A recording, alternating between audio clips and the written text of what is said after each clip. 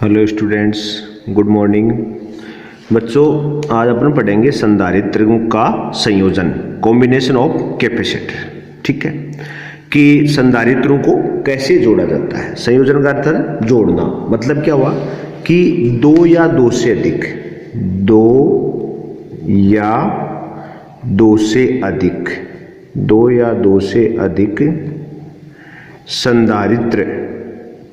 संधारित्रों को जोड़ना, दो या दो से अधिक संधारित्रों को जोड़ना क्या कहलाता है? संधारित्रों का संयोजन। भाई जोड़ने के लिए दो तो मिनिमम चाहिए। अब दो से अधिक भी हो सकते, 3, 4, 5 कितने भी। तो दो या दो से अधिक संधारित्रों को जोड़ना है, वो संधारित्रों का क्या कहलाता है? संयोजन। अब ये दो प्रकार का होता है। एक तो होता है श्रेणी क्रम संयोजन, श्रेणी क्रम, और दूसरा होता है समांतर क्रम। समांतर क्रम या इसको पार्श्व क्रम भी बोलते हैं, पार्श्व क्रम। श्रेणी क्रम या समांतर क्रम। श्रेणी क्रम का अर्थ हो गया सीरीज कॉम्बिनेशन, इसको बोलेंगे सीरीज कॉम्बिनेशन। ठीक है, कॉम्बिनेशन। और पार्श्व या समांतर क्रम का होता है पैरेलल कॉम्बिनेशन। ठीक है, तो दूसरा हो जाएगा अपना पैरेलल कॉम्बिनेशन।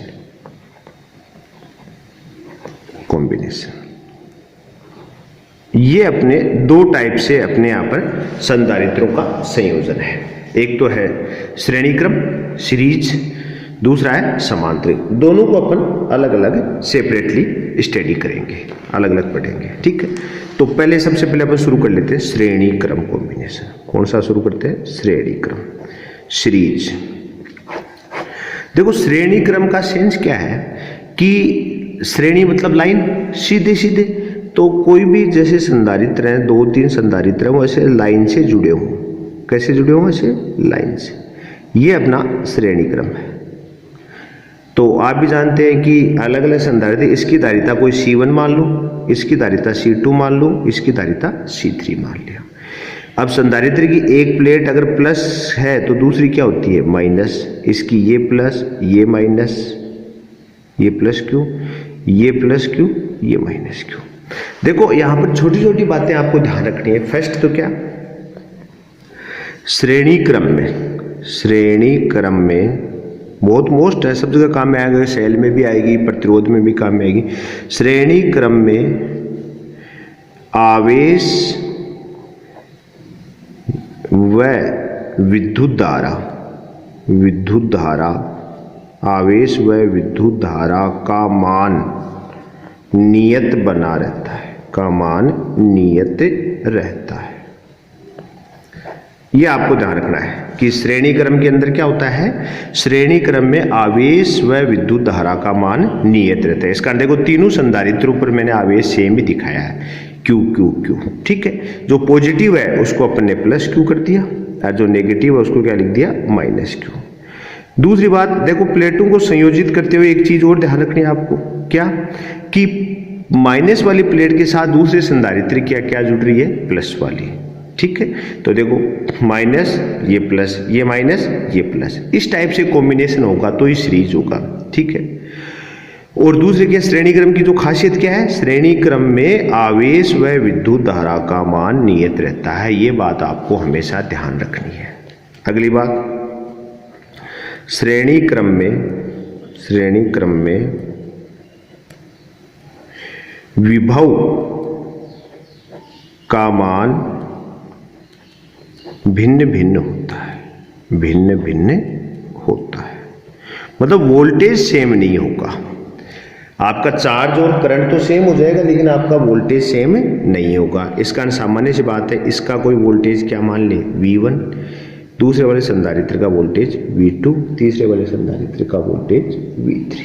ठीक है, अब एक बात बताओ, ये विशेष तथ्य है आपको ध्यान है। श्रेणी क्रम में एक तो आवेश और विद्युत धारा का मान तो हमेशा नियत बना रहता है, सब जगह काम में आएगा। ये पैरेलल मतलब के नाम प्रतिरोध वाला संयोजन करेंगे, कैपेसिटर संयोजन करेंगे, सेल करेंगे, सब जगह ये कंसेप्ट काम में आता है। तो हमेशा ध्यान रखिएगा, श्रेणी क्रम में आवेश व विद्युत धारा का मान तो नियत रहता है। दूसरी, श्रेणी क्रम में विभव का मान भिन्न भिन्न होता है, सबके लिए अलग अलग होता है।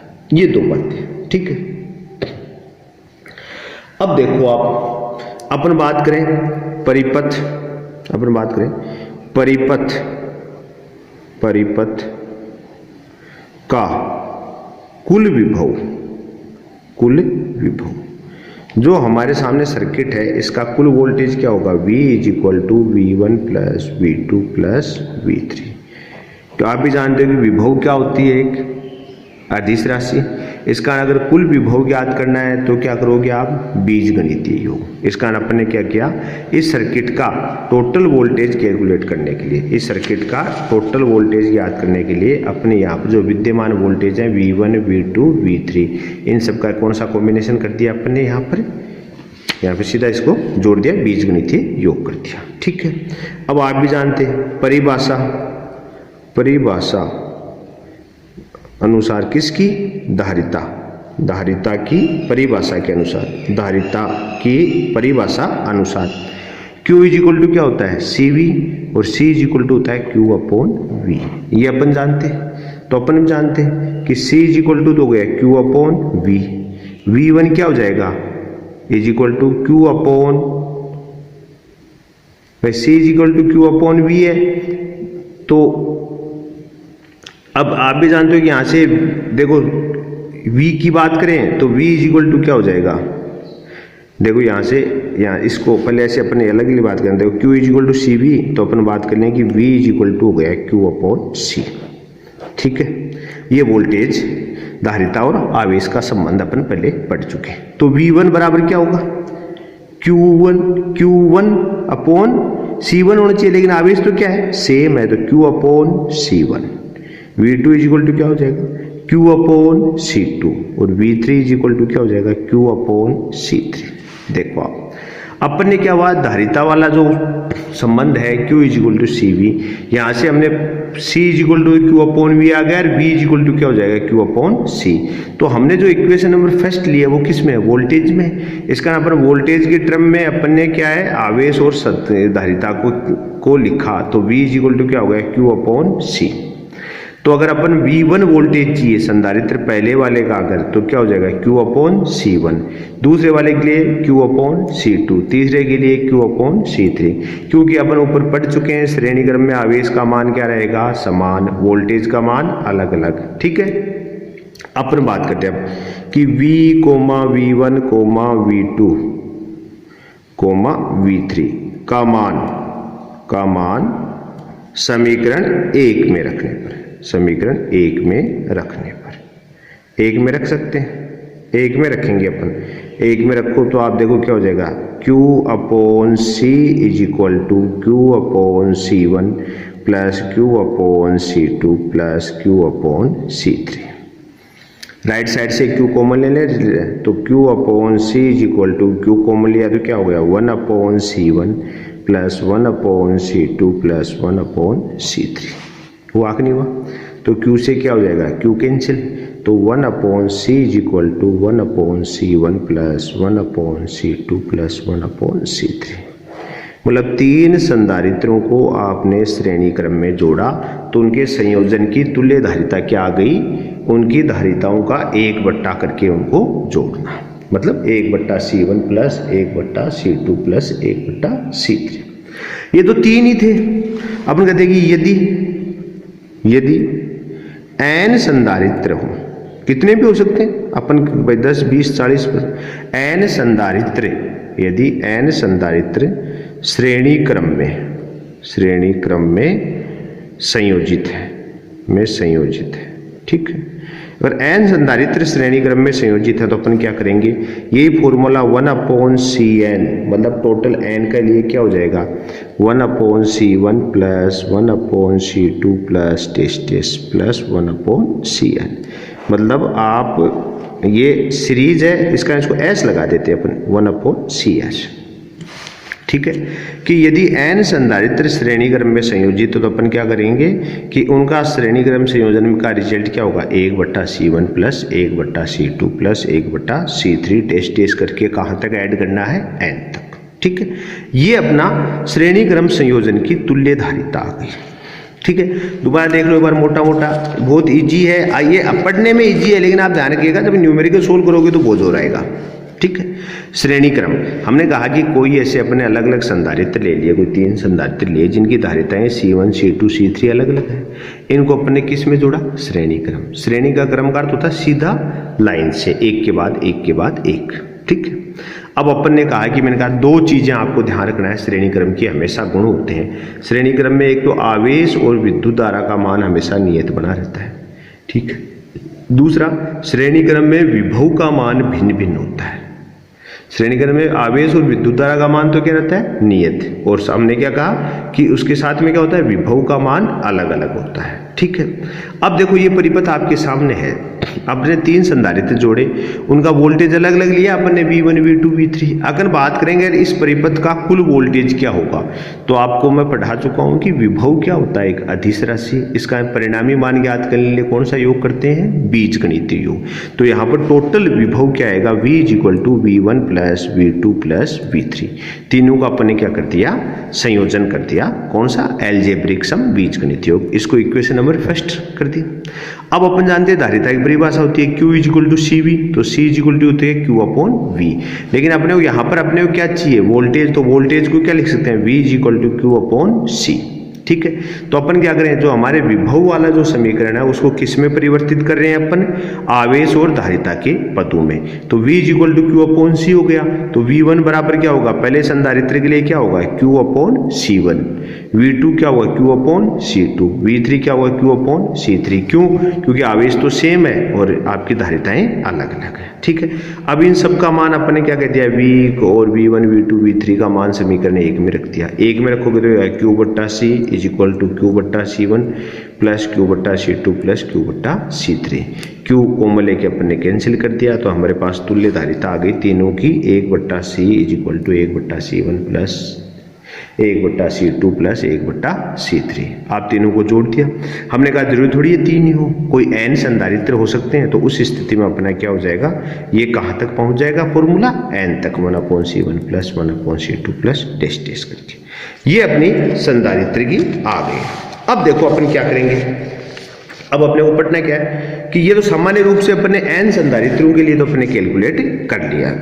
अब देखो कुछ स्पेशल तथ्य हैं, विशेष तथ्य, उन पे क्वेश्चन डायरेक्टली पूछ लेता है कई बार और आपको गुमराह हो जाते हो। विशेष तथ्य हैं सीरीज के, इनमें से बहुत काम में आने सारे, आगे अपने सर्किट जब सोल्व करेंगे, न्यूमेरिकल करेंगे अपन सर्किट वाले, तो आपको बहुत काम में आएंगे विशेष तथ्य, क्योंकि ये विशेष। पहला पॉइंट क्या है, श्रेणी क्रम में संधारित्रों श्रेणी क्रम में संधारित्रों की पर आवेश की मात्रा, ये बात कर चुके अपन, आवेश की मात्रा समान होती है। ठीक है, मतलब अपन करेंगे श्रेणी क्रम संयोजन में संधारित्रों पर आवेश की मात्रा समान होती है। ये बात मैं आपको पहले भी बता चुका हूं कि श्रेणी क्रम में संधारित्रों पर आवेश की मात्रा क्या होती है, समान होती है। ठीक है, चाहे संधारित्रों की धारिता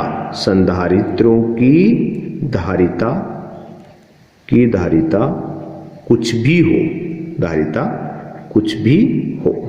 ठीक है, मतलब अगला कह रहा है कि श्रेणी क्रम में संधारित्रों पर आवेश की मात्रा समान होती है, ये प्रॉपर्टी है अपने सीरीज की, और चाहे संधारित्रों की धारिताएं अलग अलग कुछ भी हो, C1 C2 C3, तो उस स्थिति में क्या होगा, आवेशों का अनुपात Q1 अनुपात Q2 अनुपात Q3 अनुपात dash dash is equal to, आप क्या कहोगे, 1 अनुपात 1 अनुपात 1 अनुपात डैश डैश।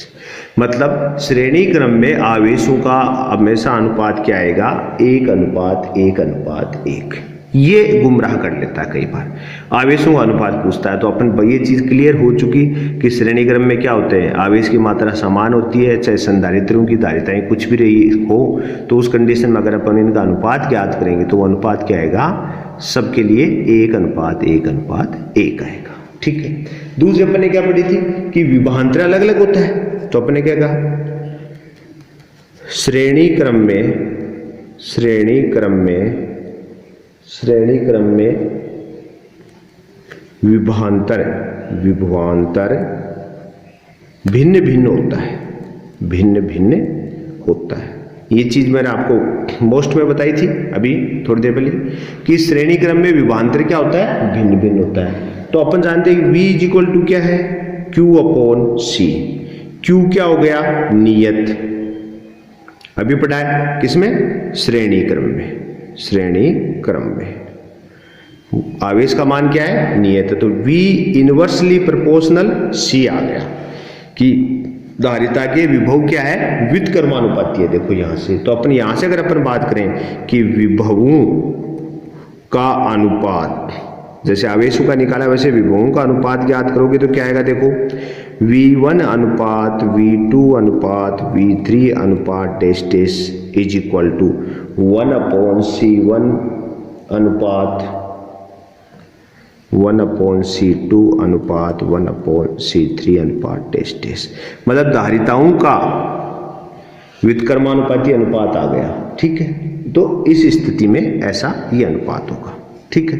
क्यों, क्योंकि Q तो क्या हो गया, कांस्टेंट। तो ये फॉर्मूले से आपके सामने क्लियर है कि भाई V1 ratio V2 ratio V3 का क्या हो जाएगा, 1/C1 अनुपात C2 1/C2 प्लस ऐसे, ठीक है। थर्ड प्रॉपर्टी इसकी, तीसरा गुण क्या है, तीसरा क्या कर रहा है कि समान धारिता कोई C ले ले, समान धारिता C के n संधारित्र, समान धारिता C के n संधारित्र श्रेणी क्रम में जुड़े हैं तो तुल्य धारिता। मतलब यहां पर अपन क्या कर रहे हैं, कंडीशन लगाइए, जरूरी नहीं है, नेसेसरी नहीं है कि बात हमेशा लागू हो, कि आप सोचोगे नहीं ये तो हमेशा रहेगी ना। अपन बात करें कि समान धारिता C, जैसे C1 C2 C3 की बजाय क्या है, सबकी धारिता समान C ले ली, और उसके n संधारित्र यदि श्रेणी क्रम में जुड़ जाए तो उस कंडीशन में उसकी रिजल्टेंट जो धारिता होगी वो क्या होगी, CS is equal to C upon n, कि संधारित्र की धारिता में जितने भी n संधारित्र हैं उनका भाग दे दो, ठीक है। मतलब यहां से क्लियर हो रहा है क्या कि श्रेणी क्रम संयोजन में संधारित्रों की कुल धारिता घट रही है। देखो n क्या जा रहा है, डिवाइड में जा रहा है। 10 संधारित्र जोड़े, 10-10 फेरेड की धारिता के 10 संधारित्र अगर सीरीज में जोड़ दें तो आप देखो क्या हो जाएगा, धारिता तुल्य धारिता कितनी आ जाएगी, 1 फेरेड। तो यहां से अर्थ क्या हुआ कि इस कंडीशन में धारिता श्रेणी क्रम में संधारित्र की धारिता में कमी हो रही है, घट रही है, ठीक है, ये चीज है। अब अगला कह रहा है अगला कि यदि, देखो ये कंडीशन थोड़ी मोस्ट है, यदि संधारित्र की प्लेटों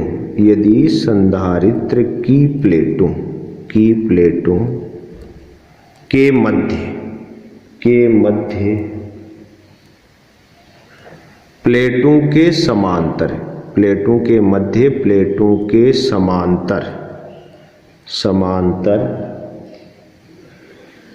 एप्सिलॉन R1 एप्सिलॉन R2 डेस्टेस एप्सिलॉन Rn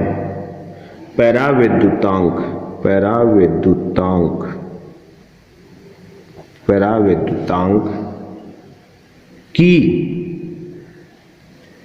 कई पट्टियां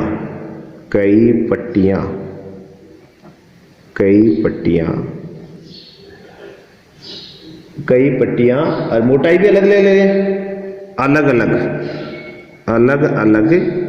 मोटाई, कई पराविद्युतांक की कई पट्टियां अलग अलग मोटाई की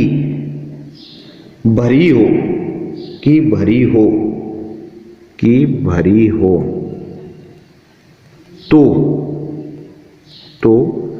तुल्य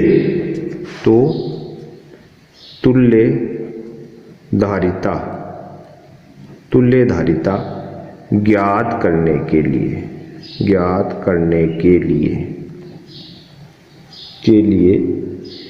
के लिए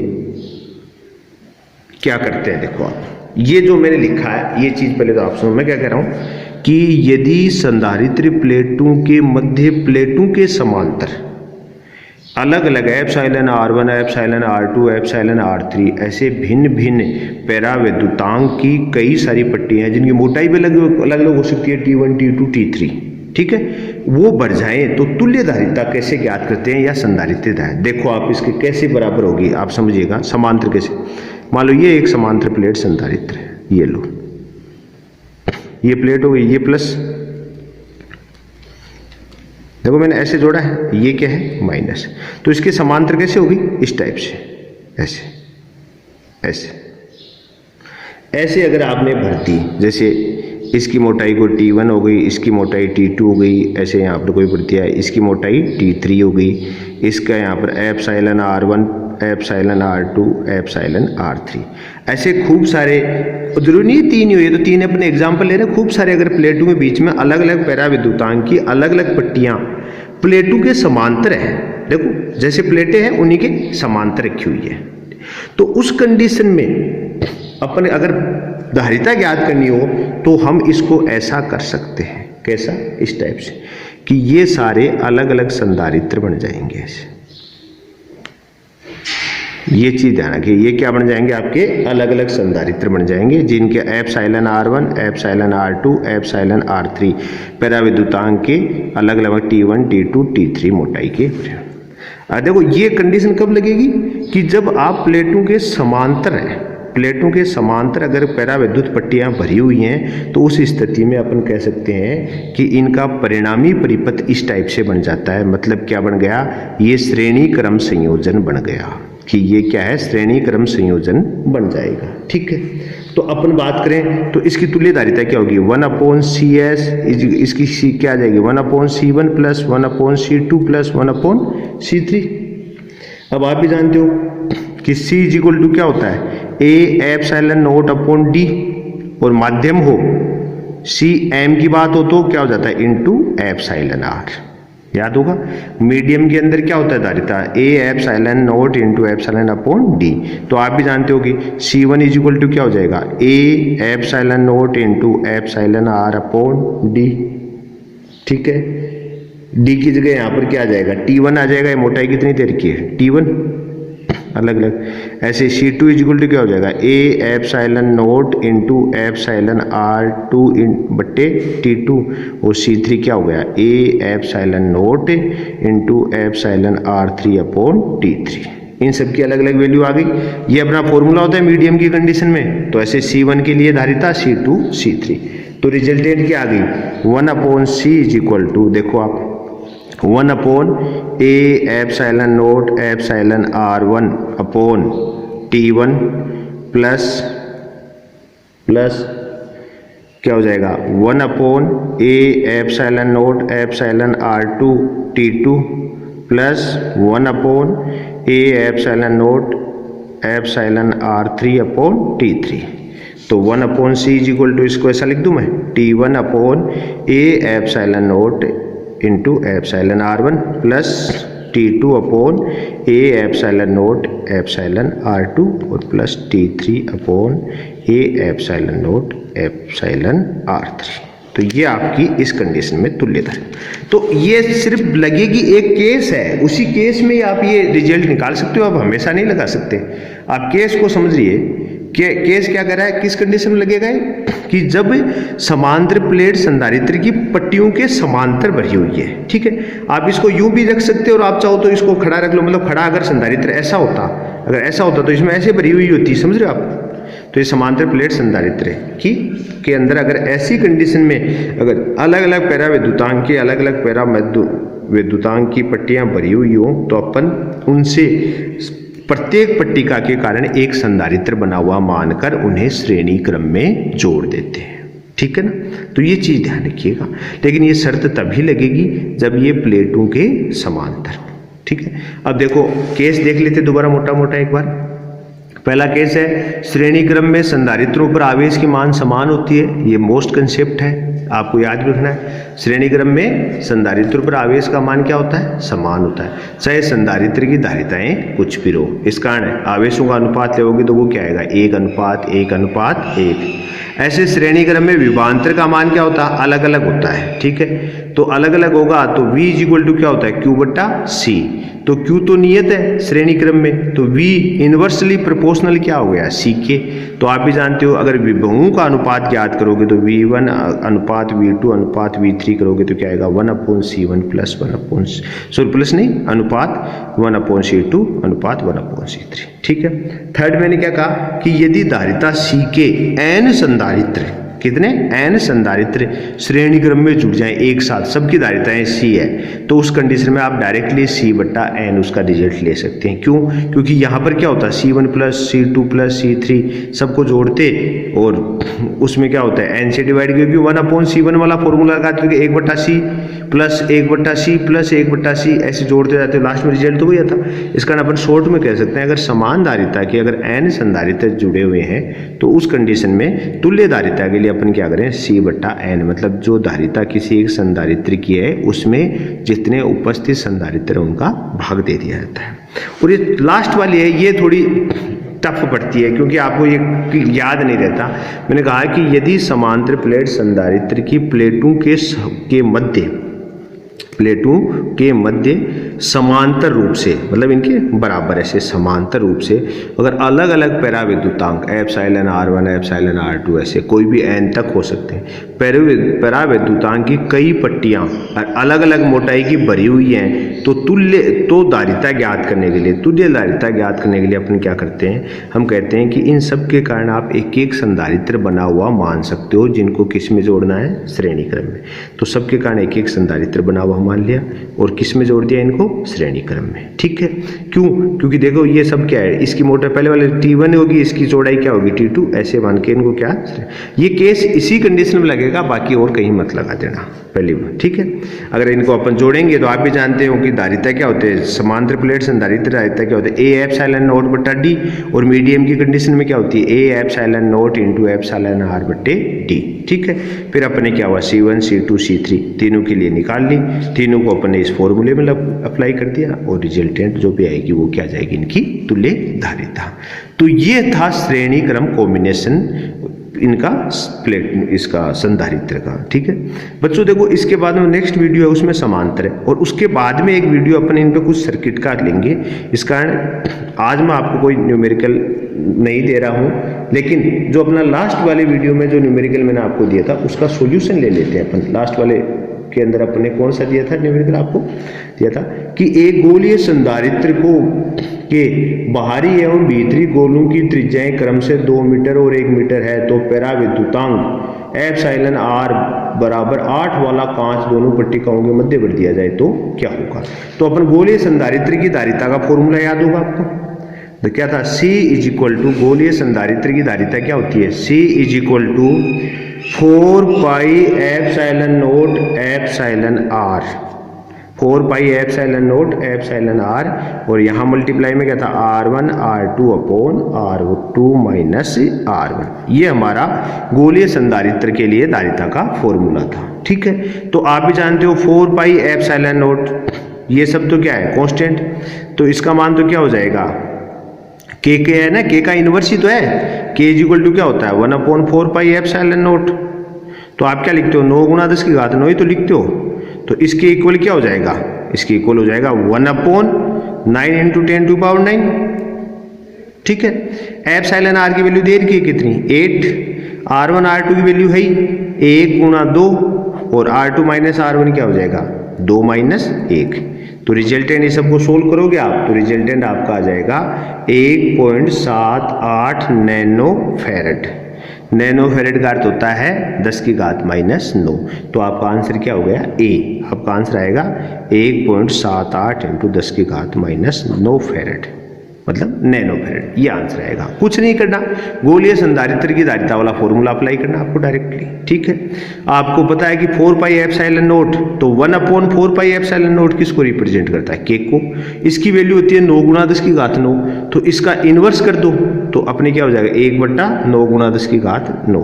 ये लिख दिया इसकी जगह, और इंटू R1 एप्सिलॉन R 8 दे ही रखा आपको पराविद्युतांक, R1 R2 दिया है, सबको वैल्यू पुट कर दो, आंसर निकाल लो, आपका आंसर आ जाएगा 1.78 नैनो फैरेड, मतलब कि आपका 1.78 गुणा 10 की घात -9 फैरेड। ठीक है, ये अपना वाला है। आज अपन आंकी क्वेश्चन जो आपको न्यूमेरिकल है वो मैं आज नहीं दे रहा, क्योंकि अभी समांतर नेक्स्ट वीडियो में समांतर पढ़ने के बाद में इन पे बेस्ट दूंगा आपको, और फिर अपन एक वीडियो रखेंगे इनका, किनका, कि इनके ऊपर अपन सब एक न्यूमेरिकल का एक बढ़िया सारा वीडियो रखेंगे जिसके अंदर अपन सर्किट सोल्व करना सिखाऊंगा आपको। ठीक है, आज के लिए इतना ही, थैंक्स।